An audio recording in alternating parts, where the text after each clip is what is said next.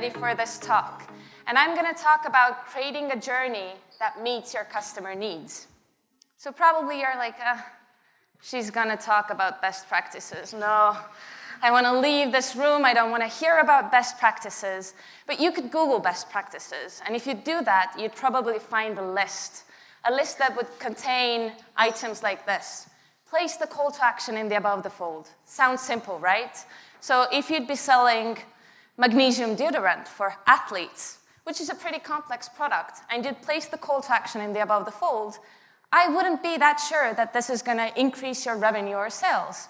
Because it's a complex product, and complex products and services, your customer needs to get to know you first. They need to get to know what it is that you're selling, who are you in the first place, and they want to have details about the product. So this best practice wouldn't work for you. Another one, add a video. A best practice that is often talked about, but this startup here has understood it really wrong. They've added the video to the background, and it's a hectic one. I mean, the Luna is here. To me, it tells nothing. Plus, you have the background video, which makes it impossible to read the small text, which actually tells you what it is that they do. So if it's not helping, it's distraction. And another example, great urgency. I love this example, and it's actually a made-up site. So you have an offer, limited time clearance sale, 84% off of selected products. But the timer up top there, it starts ticking down from 1 minute. I mean, you'd have to be a professional buyer. That would need to be your job, to buy within that 58 seconds, and you'd have to type really, really fast. So I think it's obvious why I'm not talking about best practices today. I'm not talking about them because they're taken out of context. Just because it worked out great for someone else doesn't mean it will work out great for you. And that means that best practices are bullshit. You don't want to jump it's an actual picture of a base jumper jumping into the cloud. So the first one survived, but does he really know what is out there? That someone else has a different marketing strategy, different positioning, different product, different price, different target audience.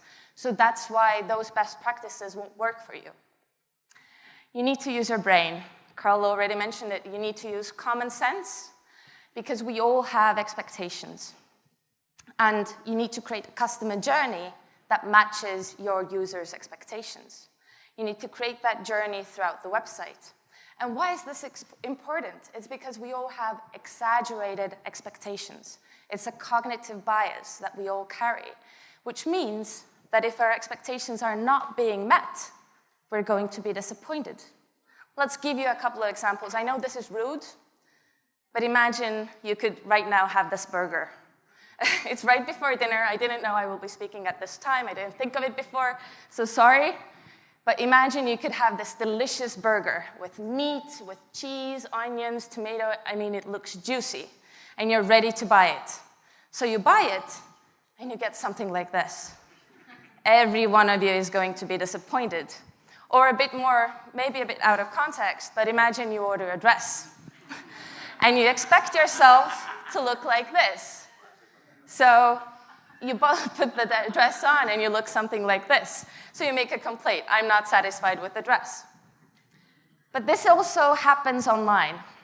And I want you to go through 3 scenarios. First one, imagine you want to buy underwear. For yourself, for your loved one, for someone else, for your neighbor, I don't care. But imagine you want to buy underwear. And what the website would look like that you would go to.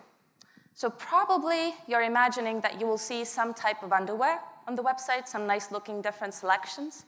You'd probably see categories, either by type or by gender.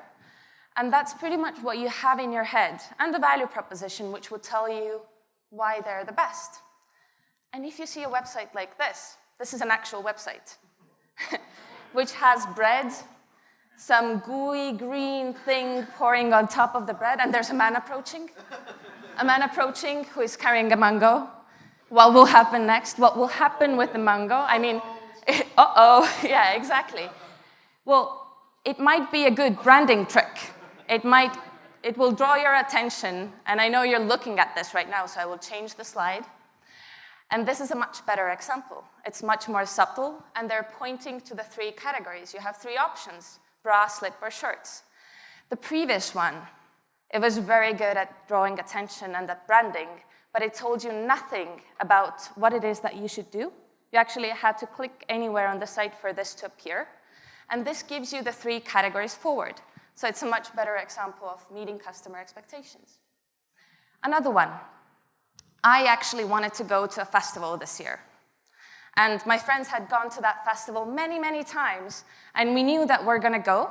So I wanted to go to the festival site, find out the dates so that I could take the days off from work, also that I could see the lineup, so that I'd be kind of listening in on the brands and so forth.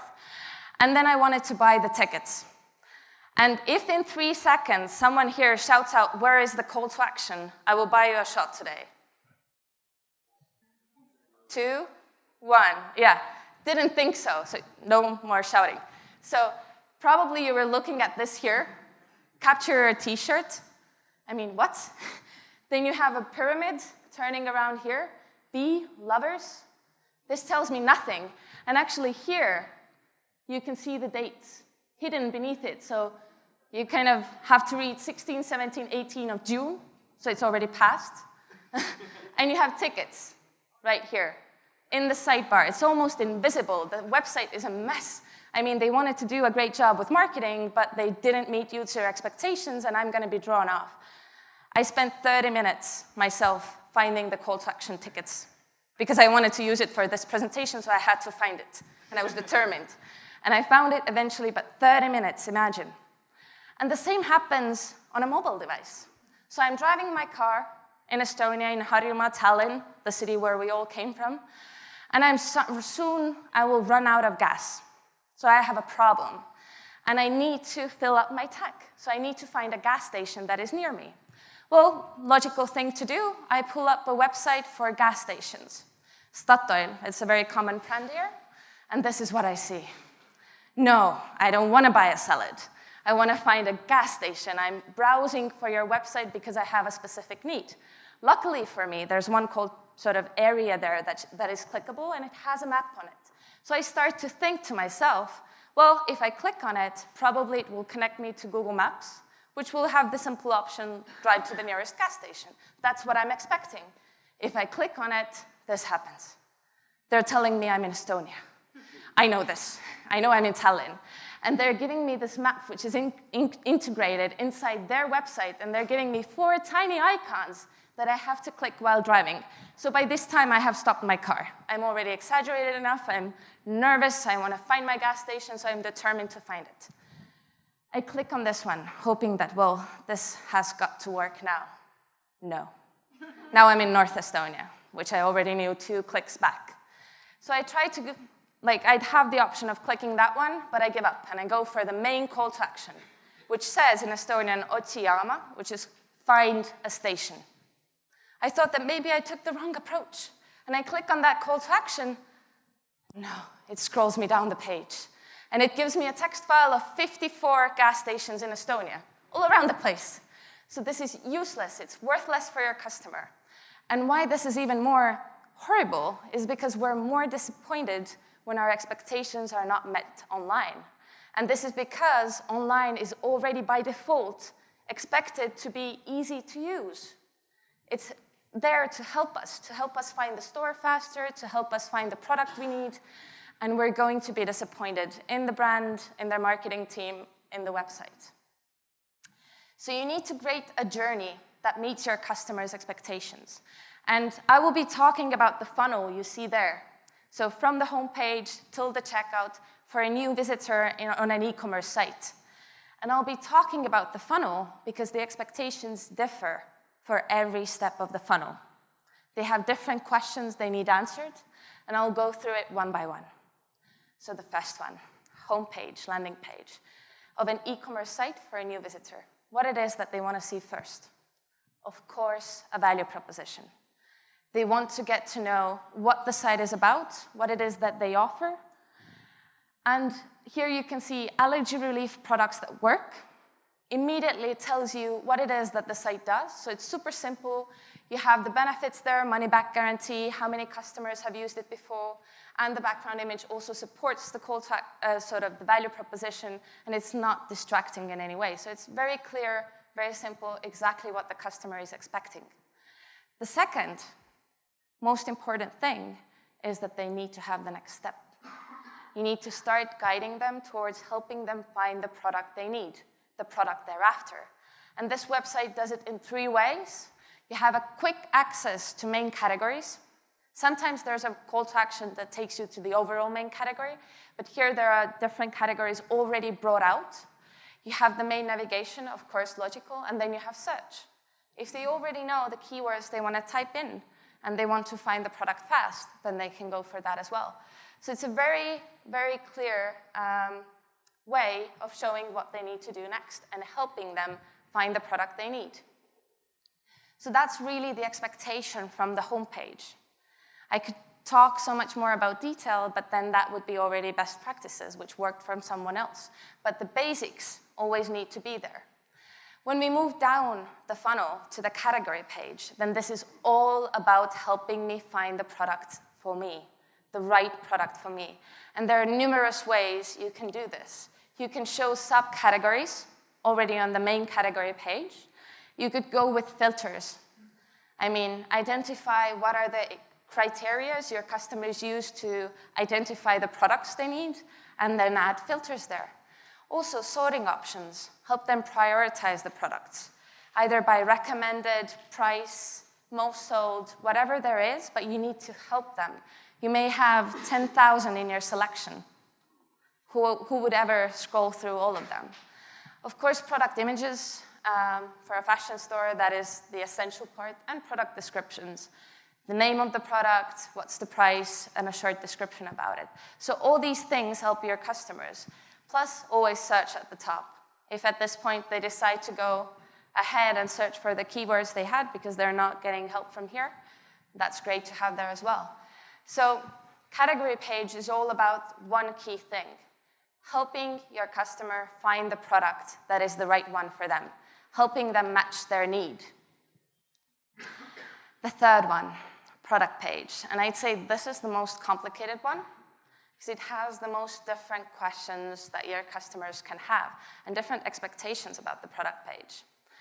The first one, of course, they expect there to be an option to buy it. Logical. Sometimes people don't think about it. It needs to be visible. It needs to be there. If they have already decided on the category page, they need to be able to go forward straight away. Very simple. But there are also all these other pieces of information that they need. For example, large images. Your customers are not able to touch your products, to actually pick them up, smell them, touch them, feel them. So they don't have that option. And images are a very good way to show them what the product looks like, what it may feel like, to compensate for that. And large, high-quality images can do miracles. Also, product description. You need to tell your customer what is the product about. What are the product ingredients, materials, dimensions, care instructions, all different type of information. And I'm not saying that it should be all in the above the fold. It can be below the fold, but those questions to your customer need to be answered, because where else can they find this information than from the brand's product page? I mean, that would be the logical place you would go searching for it. And also, delivery and shipping information, because this is the first step. Your customer will start to think about checkout and shopping cart. So they will start to think about when they can receive the product, stock information, is it in stock, will I have to wait for it for 3 months? That's a really big part of my buying decision. And also, you need to give support. So this website, it's very small here at the top and at the bottom. It offers both online and phone support. So they're telling you that they're there every step of the way. If they have any additional questions, they can always reach out to you. Plus, a product page is great for cross-selling, offering them similar products. Let's say here they had it at the bottom of the page, different options which are very similar to the one you're currently looking at, so your customer doesn't have to go back and forth between category and product page, but they can already find similar options at the bottom of the page, quickly go to it, and maybe that one is the right one for them. So helping them and making it easier. So when we talk about the product page, then we have to talk about all these 4 parts, because that's what a new customer would expect to see on this page. And when we go almost into checkout, but not quite yet, when we talk about shopping cart, then here is where they want to see the order view. They want to see what it is, kind of get the additional confirmation. They've added the right items in the cart. They have the total information. They also want to see payment options. PayPal and credit card in this case. You can't pay with Amazon. But sometimes there's simple checkout call to action that takes you through. You don't know what it is you can pay with. So an additional essential that you always need to have there. Plus, it's a great place for upselling. Products that match with what they already have in the cart. So if you're buying shoes, let's say colorful shoelaces might be a good addition. And that really is the essence of a shopping cart. They need to have 3 things and a clear way towards the KPI. And finally, when we talk about checkout, the final stage, it has also multiple things you should look out for. At this stage, your customers are not going to be anymore building motivation.